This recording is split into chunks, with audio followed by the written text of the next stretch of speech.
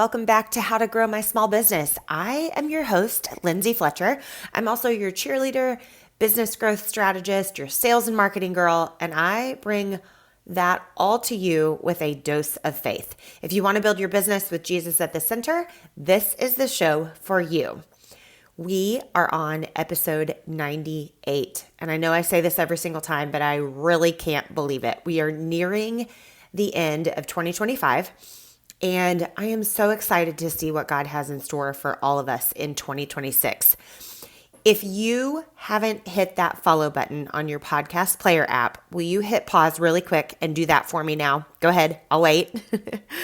Okay, so my small business friends, as we round out this year, I want to ask you a question.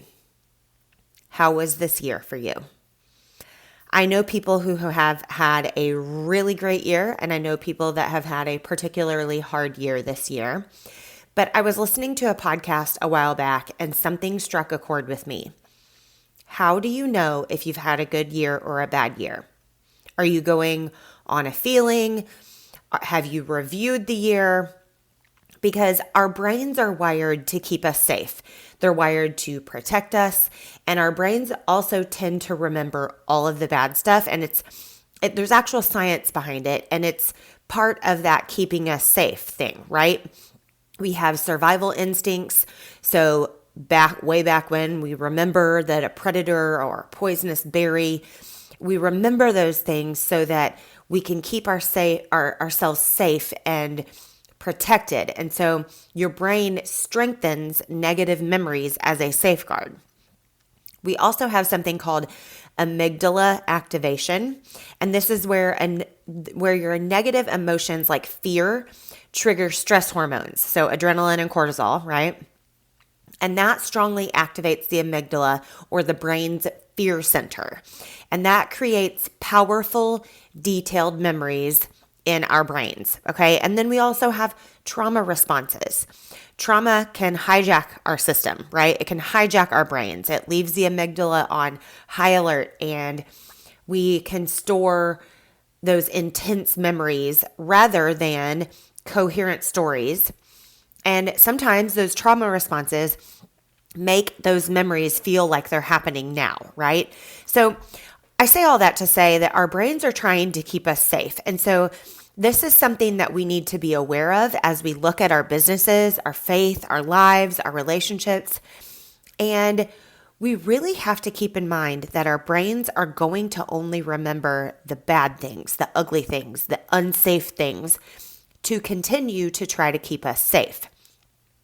So friends, I want to remember this. I want you to remember this, and I want you to put it on a sticky note on your laptop or somewhere that reminds you that your brain won't remember the good things right away. We kind of have to force our brains to go to the good. And I want you to know that even if you've had a hard year, there were likely some good things that happened too. And even if this year didn't turn out the way that you wanted it to in your business or your relationships or with your health, there was some good in there, even if it was only a glimmer, even if. Okay, so that brings me to the one thing that we all need to do before 2026 rolls into town. Okay, I want you to go back through your photos on your phone and back through your calendar. And I want you to take note of all of the good that actually happened in 2025. Because I bet if you're like me, if you're listening to this podcast, we have some similarities, right? I bet that you don't remember a lot of the good things. I sure didn't remember all the good things. And when I did this, it was astonishing to me. So I'm going to scroll back through some of the good that happened in my life and business this year, because I want to point out a couple of things to you along the way, okay? So I'm getting my phone here and I'm scrolling. I've got January kind of queued up, January 2025. And back in January, we went to see my husband's aunt and uncle and cousin. They live about 4 hours from us in San Antonio, and we got to see the Alamo. Oh, look, we went to Enchanted Rock. I got to watch my daughter play basketball for the first time. Oh, and there's photos of me speaking at a local women's conference that hosted about 200 women. I had the privilege of praying over all of their seats before the conference started. That was awesome, and I am so grateful for that opportunity. Okay, in February, I got to watch my daughter play softball for the first time. I got to watch one of my sons. Oh, there's him playing 7-on-7 touch football, like two-hand touch, I guess. I don't know what you call that. I spent time in our hot tub with all four of my kids. Look at that. Oh, we played 20 questions. You know that where you think of a person, place, your thing, and then the other people ask up to 20 questions to guess who it is or what it is or whatever. I did sales training with a local home builder. I actually negotiated better pricing in our other business. I forgot about that. In March, I helped out at my daughter's school field day, and I watched one of my sons play soccer. Oh, and my dad came to visit. We went to the Houston Rodeo, and I was introduced to Zach Top, who is now one of my favorite country artists. I also went on a field trip with my son. Oh, and I also went to the rodeo with my mom and sister and our husbands, and we saw Brooks and Dunn. Oh, I forgot about this field trip. I also went on a field trip with my daughter, and I did a few sales workshops in March. I won't take you through my entire year, but that's just my pictures. I haven't even shared my calendar with you, okay? So much good happened this year. And one thing that I want to point out to you is that I have this narrative running in my head that I don't spend enough time with my kids. But if you look back through my pictures, we spent a ton of time together, and I have the photos to prove it. So let me ask you this, friend. What narrative do you have running through your head?